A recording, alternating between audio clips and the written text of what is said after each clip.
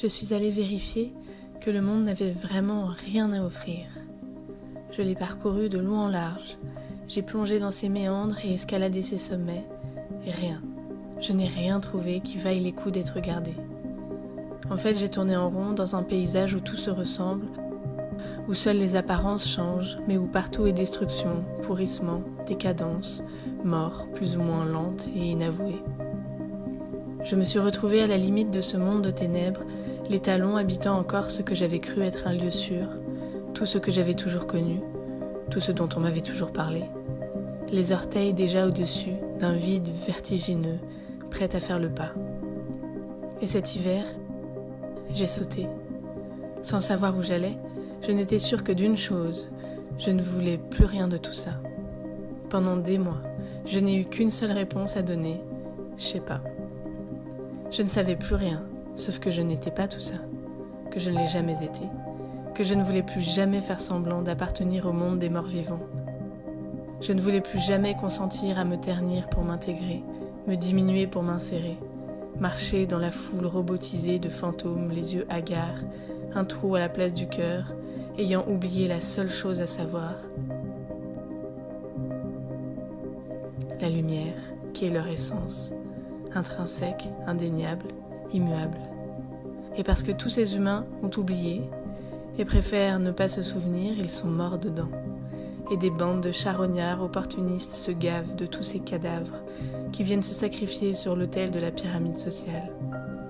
Comme un lointain souvenir, ils cherchent pourtant bien à se rapprocher du ciel à chaque marche gravie de cet interminable escalier. Mais arrivés en haut, se croyant seuls, faibles et délaissés, ils se crucifient de colère et de culpabilité et oublient de ressusciter. Le monde entier qui m'a été proposé est douleur et souffrance, clous et couronne d'épines, parce qu'on se garde bien de nous apprendre que l'histoire ne s'arrête pas là et que la vie n'est pas un calvaire. Mû par la croyance qu'il faut payer à vie le péché d'être né imparfait, un bébé est vu comme déjà faible, ignorant et coupable, et la bonne société passera son existence à le modeler d'injonctions paradoxales. Et privé de la seule vérité, du seul joyau intérieur qui annulerait tous ses mensonges, il vivra et grandira écartelé, s'auto-flagellant pour la fatalité de son insuffisance, lapidé par ses pairs de sourires hypocrites qui l'encourageront en espérant le voir tomber. Parce qu'il faut que certains tombent pour servir de barreau sur l'échelle de leur ascension. Et voilà comment chacune de nos croyances transmises, diffusées, propagées, même malgré nous, sont comme les barreaux de notre propre prison, dans laquelle nous enfermons nos esprits que nous pensons faibles, petits, vulnérables et coupables. Et nous acceptons d'être jugés par ce monde insignifiant qui s'est construit par les mains ensanglantées des plus belliqueux, qui osent parler de justice, dans ce paysage au relief inégal entre monceaux de détritus et fosses communes. Recroquevillés dans notre apparente impuissance, nous acceptons de croupir dans un coin de notre propre cachot, montés pierre par pierre de nos propres mains, se saignant aux 4 veines, suant et grelottant sous la pression de ces voix nasillardes qui s'égosillent dans le micro. Travailler plus pour gagner plus. Tout salaire mérite travail. Et tu travailleras 2 fois plus si t'es noir, homo, obèse, pour gagner 2 fois moins si t'es une femme. Parce que c'est comme ça. Tu pensais devoir être esclave dans ton propre royaume. Tu t'es enfermé toi-même dans le donjon, effrayé par l'illusion d'un terrible dragon crachant du feu. C'était un nuage devant le soleil. Respire. Inspire. Expire. La vie est là, partout. Par ton souffle, brise l'enchantement qui te brouillait la vue. Tu peux redescendre de ta prison mentale, là-haut perché dans tes pensées. Descendre de ta tour, où l'arrogance voudrait camoufler la peur, et emprunter l'escalier en colimaçon jusqu'à la salle royale, au cœur de ton être, et t'asseoir humblement au trône l'amour. Honorer ton serment de te servir toi-même, te rappeler de ta couronne dressée sur ta tête comme une antenne divine, que tu t'en souviennes ou non. Tu es roi chez toi, reine en ton domaine, pas de peine ni d'autre loi que celle du ciel. Ils disent condamné à la prison, mais je n'ai jamais été aussi libre que depuis que j'ai sauté. Pour moi, c'est une rumeur sans valeur. À l'abri dans mon palais intérieur ambulant, j'emporte le ciel partout avec moi. j'abrite le ciel entier dans tout mon être, là où les illusions volent en éclats, où je ne garde que ce que je veux. Et je ne choisis certes pas les médisances de certains vautours mal avisés, serviteurs de la guerre et du chaos. Mon décor intérieur se façonne à chacune de mes pensées que je choisis soigneusement. Et pendant des mois, c'était plutôt inquiétant de minimalisme. Comme dans un saut au ralenti, je me suis retrouvée suspendue en dehors du temps et de l'espace. J'avais quitté l'ancien, sans être tout à fait dans le nouveau monde. Je savais que plus rien ne serait grave, et l'antigravité me maintenait flottant dans les airs, si légère mais stable à la fois. Je me sentais vidée, sans envie, sans projet, sans regret, sans passé, sans aucun avenir. J'ai expérimenté l'éternité de l'instant présent. Je vivais dans chacune de mes cellules toute la théorie lue depuis des dizaines d'années. Tout ce que j'avais toujours voulu goûter s'invitait sans prévenir dans une immensité déconcertante. Tout ce vide me faisait croire parfois à la mort. Immobile, sans réaction, j'étais juste là. Et j'ai vu que je pouvais partir de cette terre à chaque instant, sans le moindre soupçon de remords, même de tristesse. Malgré les enfants, la famille, les amis, la terre, les projets, il ne restait rien de tout ça. Rien.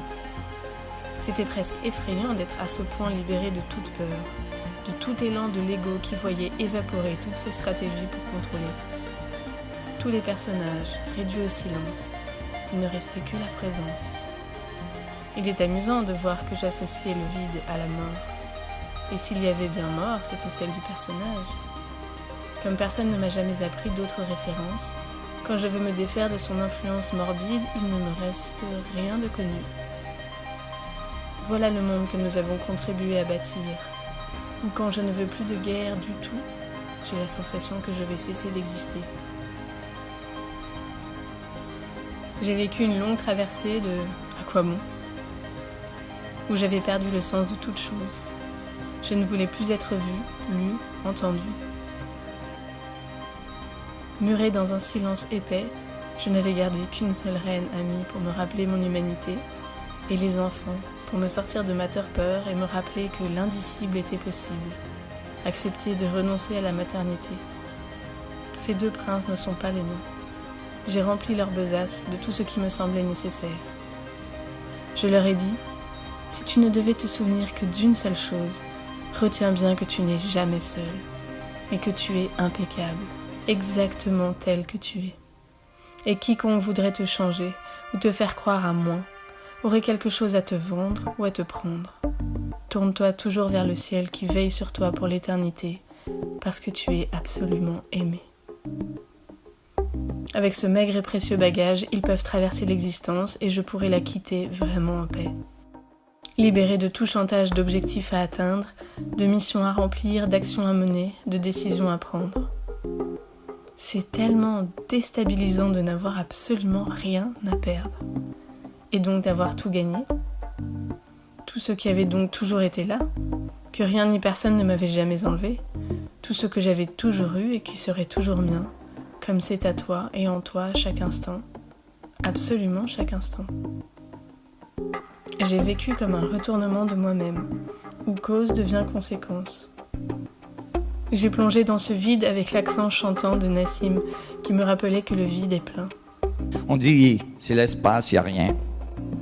Alors qu'on sait que l'espace est plein. Par exemple ici, John Wheeler. Aucun point n'est plus important que celui-ci.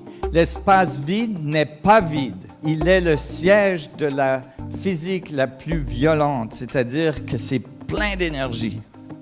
La tête la première, je me suis enfoncée dans ce trou noir infini en moi. Pendant des mois, j'ai vécu avec rien. Des journées entières à m'asseoir, écouter de la musique, regarder dehors et attendre. Patienter plutôt.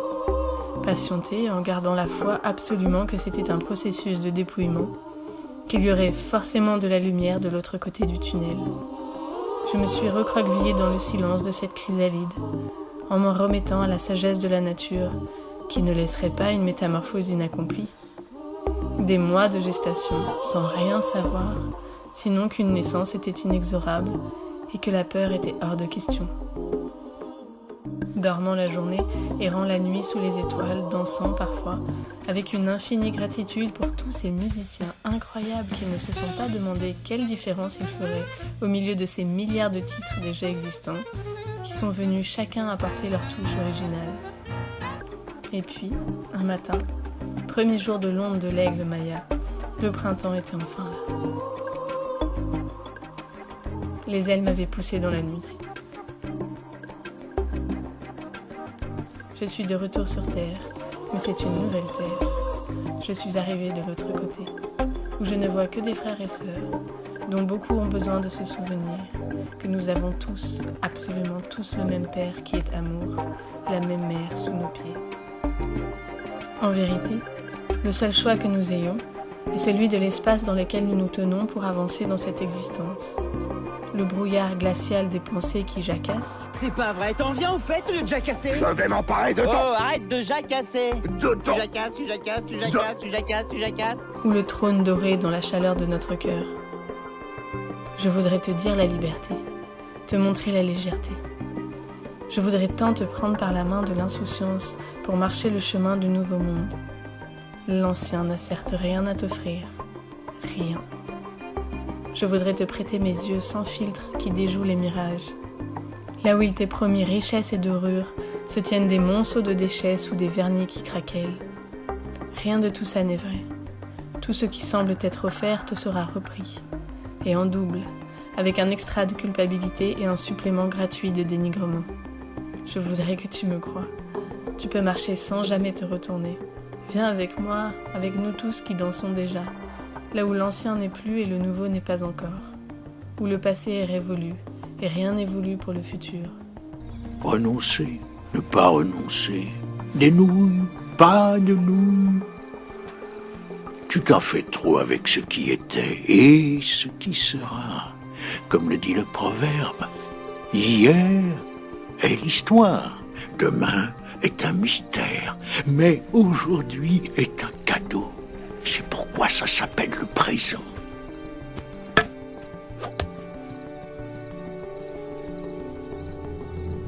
Tu peux tout laisser derrière toi car tu n'abandonnes rien.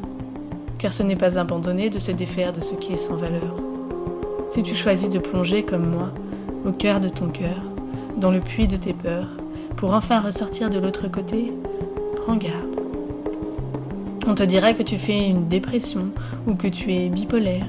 Parce qu'un jour les yeux hagards et le lendemain brillant de la grâce sans raison d'être en vie, donc d'être amour. Parce qu'en fait il n'y a pas de raison.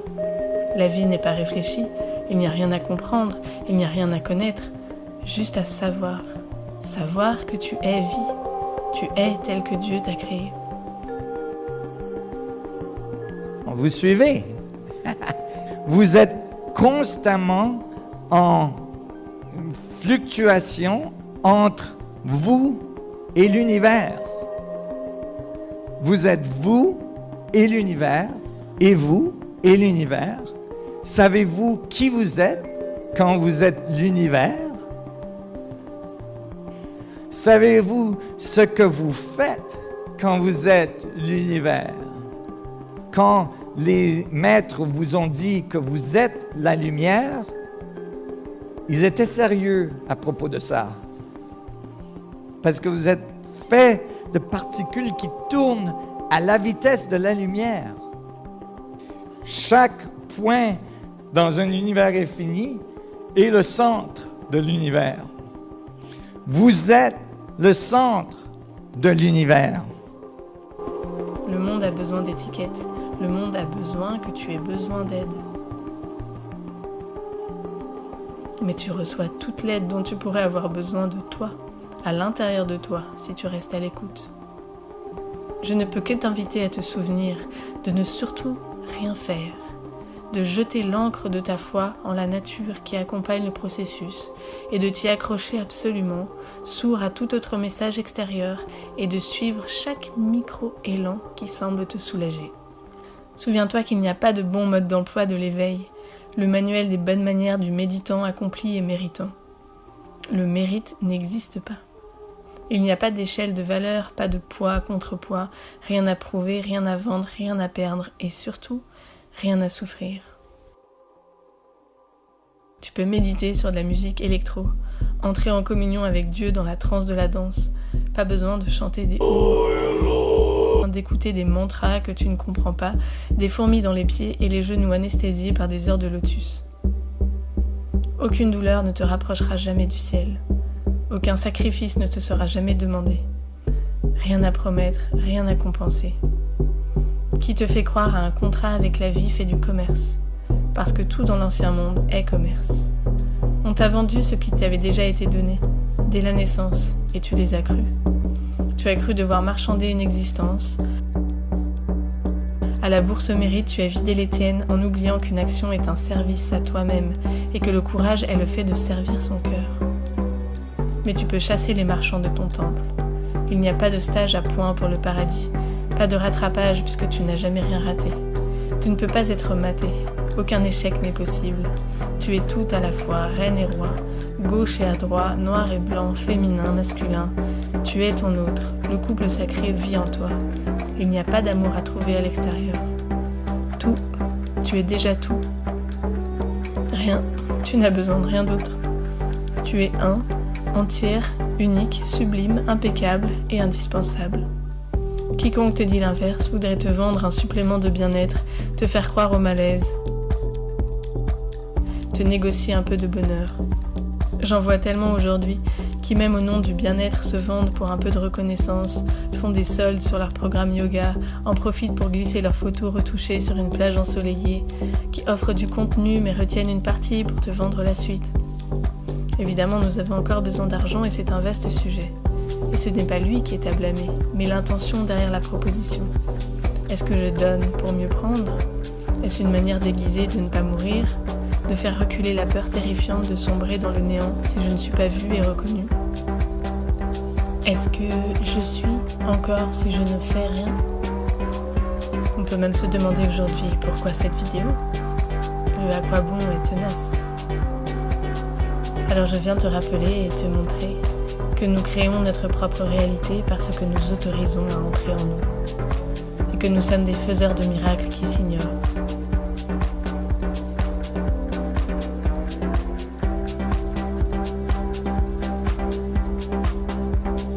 Qui doutons tellement de notre force que nous cherchons d'abord la faiblesse, qui avons tant appris à nous méfier de la douceur que nous nous confortons dans la rudesse. Tu te juges tellement toi-même que tu t'attends à être jugé, et qu'il devient même acceptable de pouvoir être condamné. Mais tu es à jamais innocent et impeccable, c'est-à-dire sans péché. Et la seule loi est celle du ciel, et le monde a besoin de ce rappel, et de preuves de foi pour faire le saut dans la lumière. Donc voilà, je viens répondre en une fois aux centaines de messages bienveillants reçus cet hiver et restés sans réponse de ma part.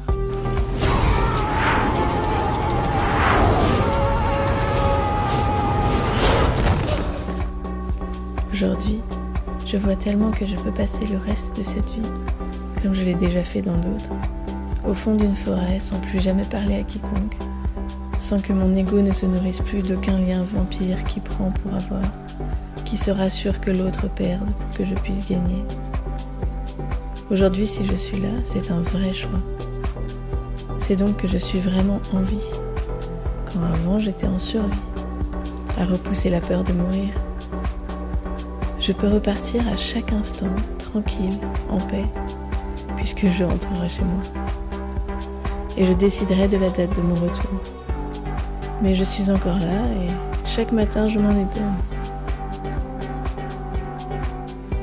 Et quitte à être là, je veux servir l'amour et la beauté. Depuis l'autre côté, là où c'est lumineux.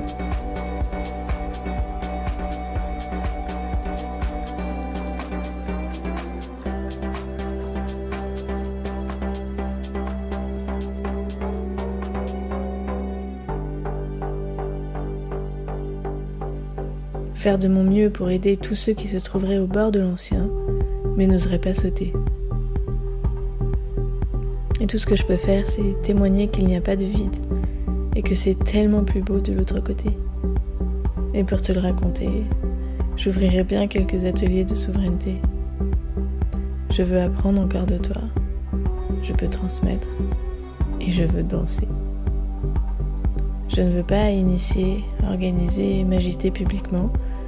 Alors, si tu veux accueillir une rencontre sur 3-4 jours, il y a besoin d'une salle, de quoi loger les participants, et un groupe déjà constitué d'êtres qui voudraient se souvenir avec moi que tu es moi, je suis toi et que nous sommes Dieu, l'amour, éternel et invincible. Je mettrai en description où me contacter. Et puis, les projets de village, d'apprentissage, artistes de la vie vont pouvoir reprendre, mais je reviendrai en parler plus tard. À nous de créer notre existence. Quand tu sais profondément qu'on ne pourra jamais rien te prendre, tu deviens vraiment tellement libre. Et c'est tellement bon. Take care. Un abrazo.